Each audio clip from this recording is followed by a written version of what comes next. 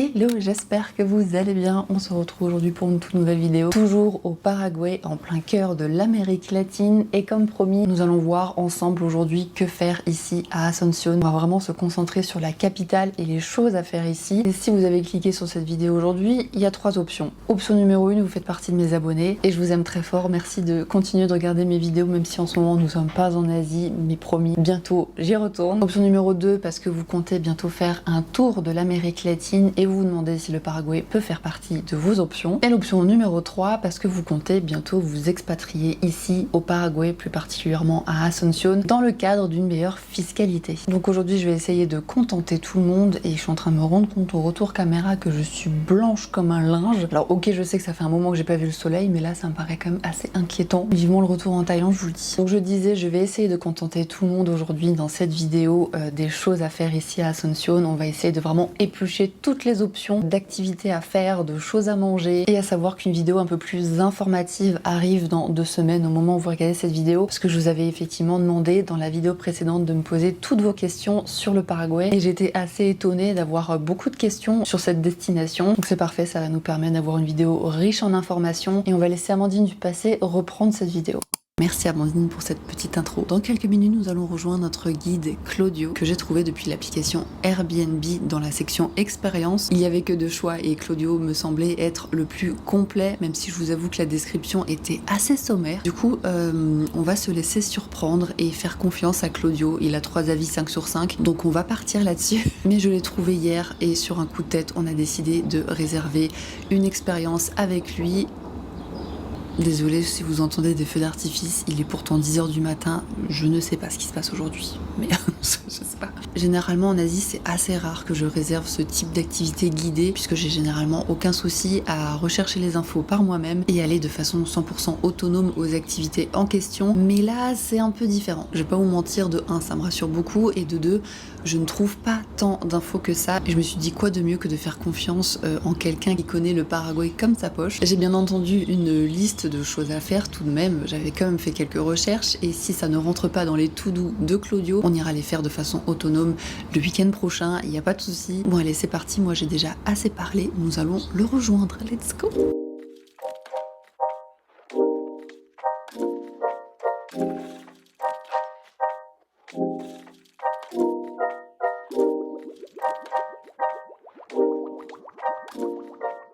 Vous allez vite remarquer que nous échangeons avec Claudio par téléphone interposé. Il ne parle pas anglais, ce qui est assez courant au Paraguay, mais cela ne nous a pas empêché de parfaitement nous comprendre et de découvrir énormément de choses à travers son regard.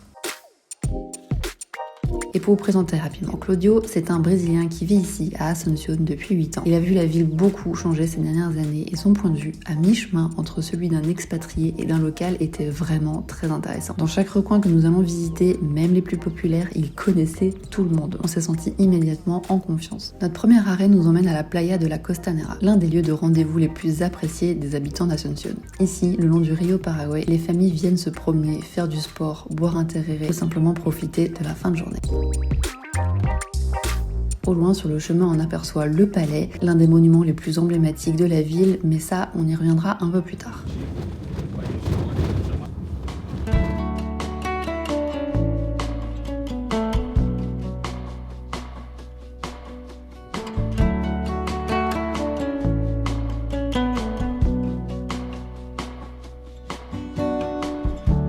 Change is constant, learning to flow. All the unknown, lemons thrown. May look different from what you've dreamed. Colors and contrast making it art. What if happy can be built? Turning into all that's good. Lucky.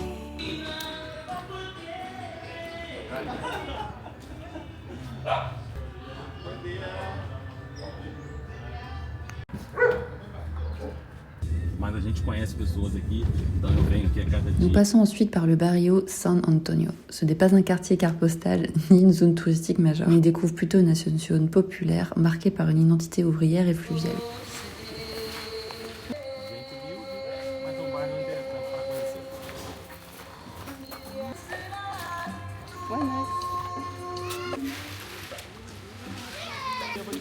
para conhecer.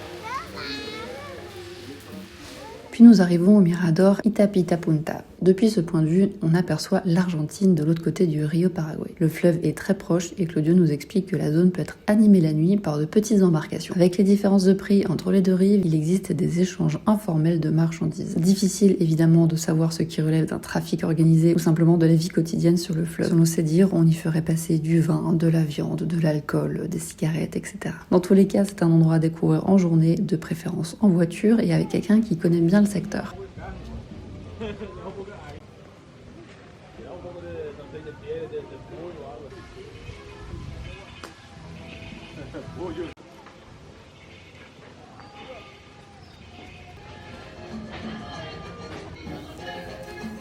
Nous reprenons la voiture en direction du centre historique de la capitale et vous allez vite comprendre qu'ici, le terme centre historique n'a pas tout à fait la même signification que chez nous en Europe. Asunción est l'une des plus anciennes villes d'Amérique du Sud, mais son centre a progressivement perdu une partie de ses habitants, de ses commerces et de son dynamisme au profit de quartiers plus récents au nord et à l'est de la ville. Aujourd'hui, le microcentre reste très important pour les institutions, les administrations et le patrimoine, mais il est beaucoup moins vivant le soir et le week-end. On y trouve à la fois de magnifiques bâtiments, parfois très bien restaurés, mais surtout parfois très fragiles, abandonnés et insalubres. C'est ce contraste qui rend la visite très surprenante quand on traverse en voiture. Mais cette impression de centre parfois délaissé pourrait changer dans les années à venir. À l'approche des 500 ans d'Asunción, célébrés en 2037, la ville et l'État paraguayen ont lancé un vaste programme de revitalisation du centre historique. Donc affaire à suivre. Une fois stationné, on commence par le Palacio de los López, certainement le monument le plus emblématique d'Asunción. Sa construction débute en 1857 à la demande de Carlos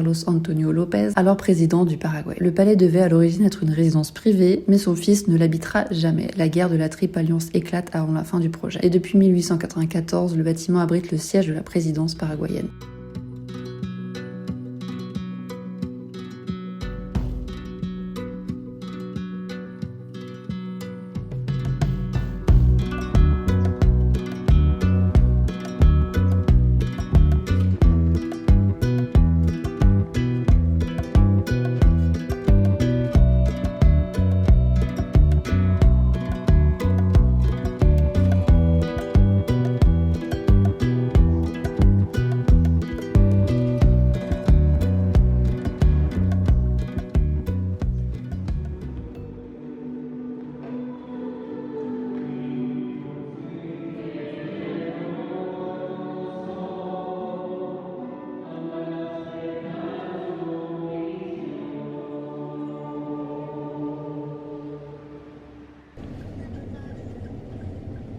Puis, visite assez étonnante, l'ancienne gare ferroviaire d'Asunción, sans train.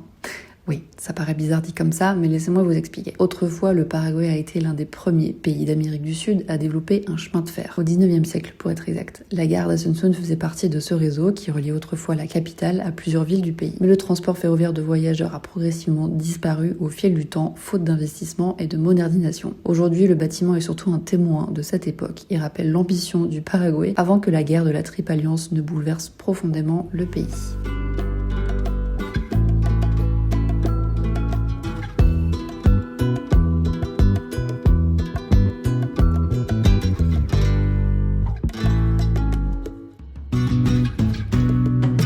Nous poursuivons avec le Centro Cultural de la República. Le bâtiment a eu plusieurs vies. Il a accueilli des autorités coloniales, puis l'ancienne institution municipale et politique de la ville. Aujourd'hui, il est devenu un centre culturel consacré à l'histoire, aux traditions populaires et aux différentes communautés qui ont participé à la construction du Paraguay. C'est un bon endroit pour comprendre que le Paraguay est un pays très métissé, marqué à la fois par des cultures guarani, espagnoles, européennes et par plusieurs vagues d'immigration. La présence allemande, notamment, est importante dans certaines régions du pays depuis le 19e siècle.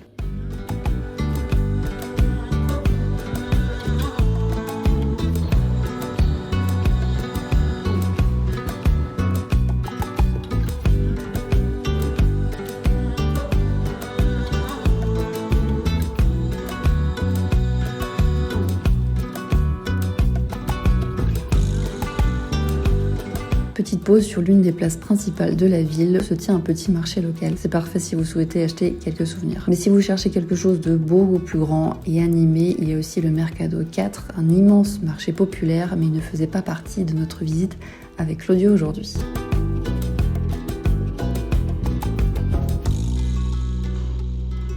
Et enfin, l'un des monuments les plus impressionnants et les mieux conservés du centre, le Panthéon national des héros. Le bâtiment avait été d'abord imaginé comme un oratoire religieux, mais sa construction a été interrompue pendant la guerre de la Triple Alliance. Il restera inachevé pendant plusieurs décennies avant d'être inauguré en 1936 après la guerre du Chaco. Aujourd'hui, c'est un monument national. Il abrite les dépouilles de plusieurs grandes figures de l'histoire paraguayenne, dont des héros militaires et des anciens présidents.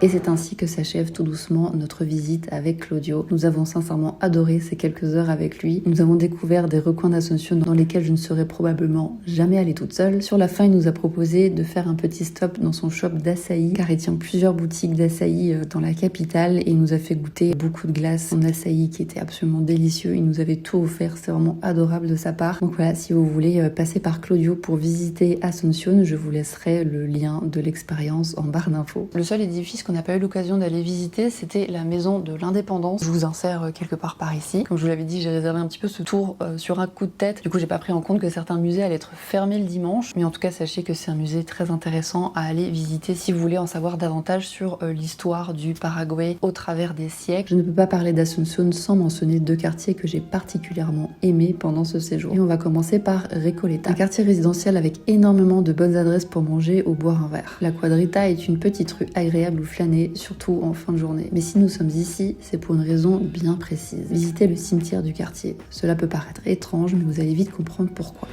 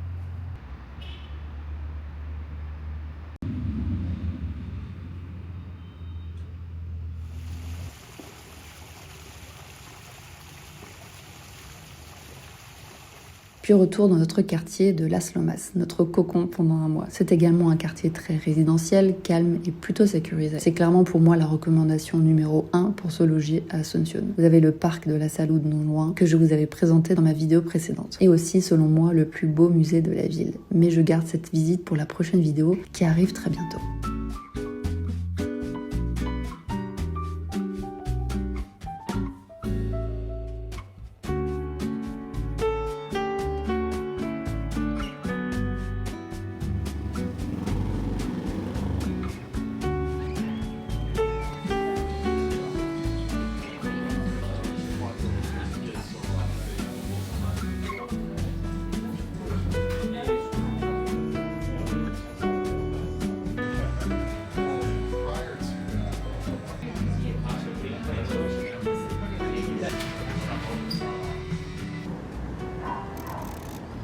Maintenant que nous avons plus ou moins fait le tour de la capitale d'Asunción, il est grand temps de parler de nourriture, parce qu'une culture, ça se visite également à travers le palais. Et là, ça tombe bien, parce que nous sommes en direction d'une petite cantine de quartier qui est à 5 minutes de notre logement, qui vend des empanadas. Selon les avis Google, ce sont les meilleurs empanadas de tout Asunción, rien que ça. Alors je sais pas si c'est les meilleurs, mais ce sont en tout cas les meilleurs que j'ai mangés depuis que je suis ici, parce que c'est pas la première fois qu'on y va. Et pour moins d'1 euro, autant vous dire qu'on va pas se priver. Vous allez voir, c'est très sympa et très local. Et même si vous allez peut-être vous dire que les empanadas, c'est pas forcément paraguayen, c'est vrai, mais on en trouve vraiment énormément ici. Ils adorent manger ça, même si c'est pas originaire du Paraguay. On en trouve partout, avec plein de variétés différentes. Bref, je vais arrêter de parler, je salive déjà. C'est parti!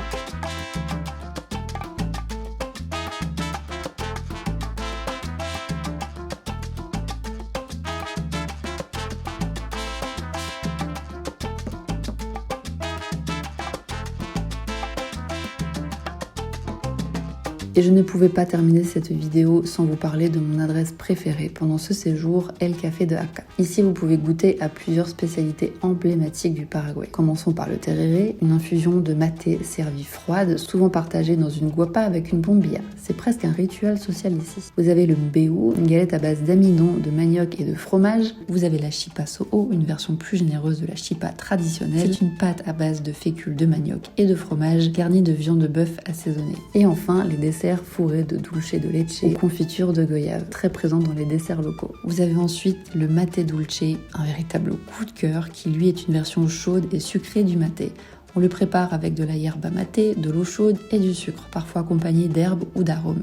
C'est une boisson très réconfortante, parfois pour découvrir la yerba maté sous une forme plus douce que le tereré. Et comme d'habitude, vous allez pouvoir retrouver en barre d'infos une carte interactive de toutes mes bonnes adresses, que ce soit pour manger, pour se loger, salle de sport, les choses à visiter, les endroits où vous pouvez vous balader, boire un verre, faire du shopping, etc. Il y a tout qui est là-dedans. Pour moi, c'est vraiment un essentiel, comme ça vous n'avez pas besoin de faire pause sur cette vidéo toutes les 2 minutes afin d'enregistrer tout ce que je suis en train de dire. Vraiment tout qui est recensé sur cette carte, donc profitez-en. S'il y a bien une chose ici qui m'a marqué à Asunción, en sachant qu'on est en plein cœur d'une capitale, c'est la verdure et la nature omniprésente. En tout cas dans le quartier dans lequel nous séjournons, c'est très arboré, c'est vraiment joli, on entend les oiseaux tout le temps. Et en parlant d'oiseaux, je pense que j'ai jamais vu autant d'espèces d'oiseaux en un mois ici. Des oiseaux exotiques absolument magnifiques. Je pense par exemple aux perroquets, rien que ça. Et souvent, d'abord on les entend parce que ça fait un bruit de dinosaure, genre vraiment. Vous avez également énormément de perruches. J'ai vu il y a 2 jours quand j'étais à la salle de sport, un colibri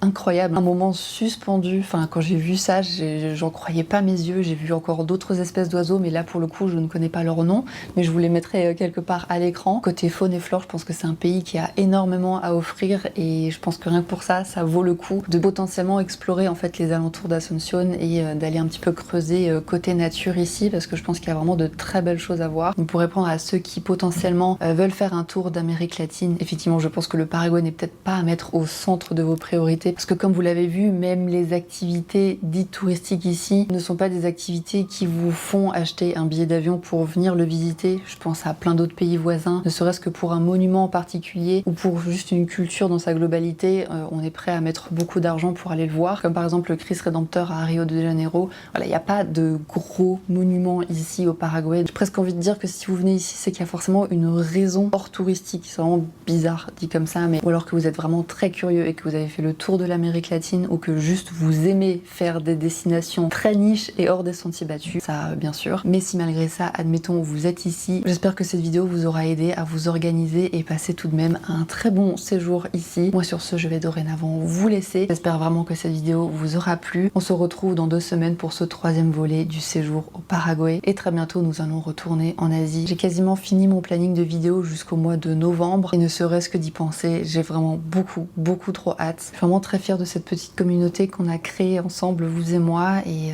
voilà, ça me fait juste très chaud au cœur. Allez, je vous fais de gros bisous. Ciao!